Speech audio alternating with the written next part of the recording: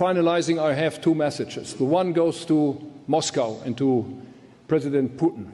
The message is quite simple. We will not give up.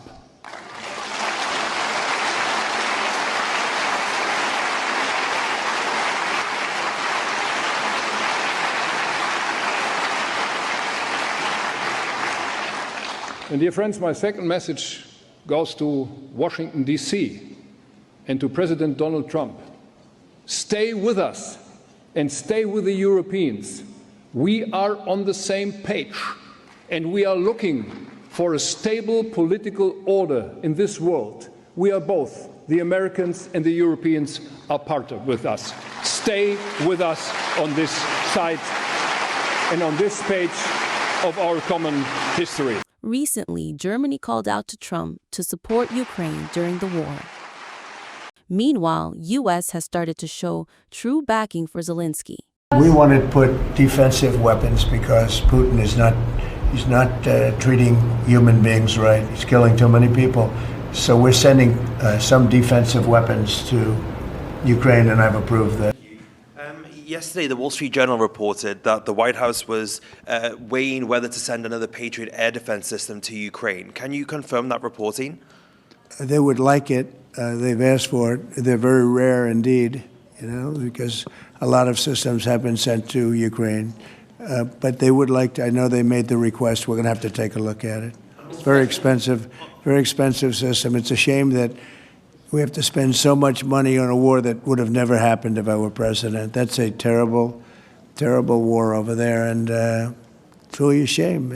At the same time, Trump is losing his cool on Russian President Putin. And I don't know.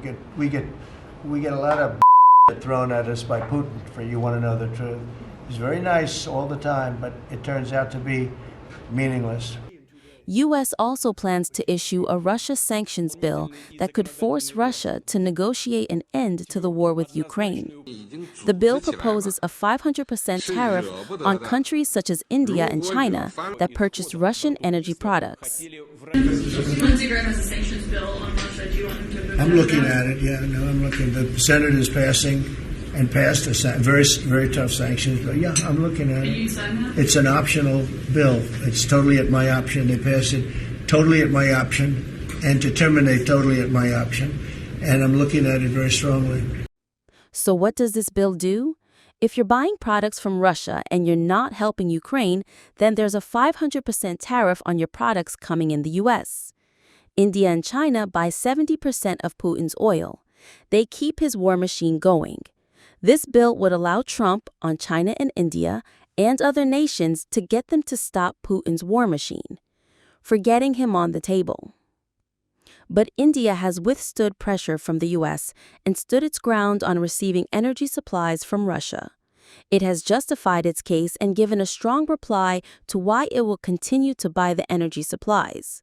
India, let me make it absolutely clear, will buy from whomever it has to, because we have a duty to our consumers to make we have three duties: availability of energy, petrol, diesel, all other energy; affordability to keep the prices down; and the third is sustainability to make the transition. So recently, from 0.2%, our imports went up to even 30% of our total. We consume 5 million barrels of oil in a day, and as I said, that consumption is going on. It keeps changing. Still, Russia today is the largest supplier, and it is partly because we were able to access that oil at reasonable prices. Now others, when they saw the discounts coming from Russia, I'm being very open, they just started offering us discounted, so we shifted, we buy. Our oil companies make commercial purchases. By the way, we have both private sector and public sector in the oil companies. Regarding Senator Lindsey Graham's bill, well, obviously, any development, but which is happening in the U.S. Congress is of interest to us if it impacts our interest or could impact our interest. So we have been in touch with Senator Graham. The embassy, the ambassador has been in touch. I think our concerns and our interests on energy security have been made conversant to him. So we'll then have to cross that bridge when we come to it, if we come to it. Many other nations have replied to Trump's big tariff threats and condemned his moves. Brazil recently gave a striking reply. Presidente da República de país do tamanho dos Estados Unidos ficar ameaçando o mundo através da internet. Não é correto. Sabe? Ele precisa saber que o mundo mudou. Sabe? Não queremos imperador. Nós somos países soberanos.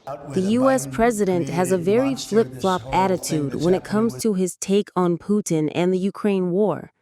First, he backed Putin and vowed to end the war, but later he called his attitude rubbish and condemned Russia's attacks on Kiev.